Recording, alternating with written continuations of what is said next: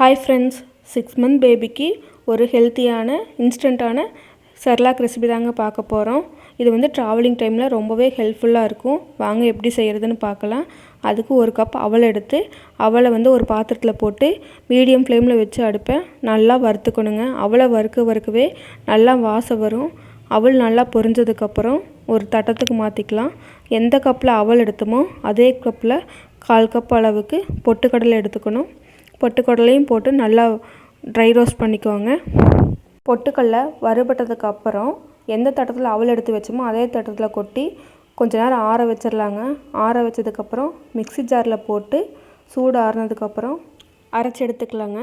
அரைச்ச உடனே ஒரு தட்டத்துக்கு ட்ரான்ஸ்ஃபர் பண்ணிவிட்டு சூடு ஆறுனதுக்கப்புறம் ஏர் கண்டெய்னர் பாக்ஸில் போட்டு வச்சுட்டா ஒரு 15 டேஸ் வரைக்குமே யூஸ் பண்ணிக்கலாங்க. வீடியோ பிடிச்சிருந்துச்சி அப்படின்னா சேனல் லைக் பண்ணுங்கள், சப்ஸ்கிரைப் பண்ணுங்கள். தேங்க்ஸ் ஃபார் வாட்சிங்.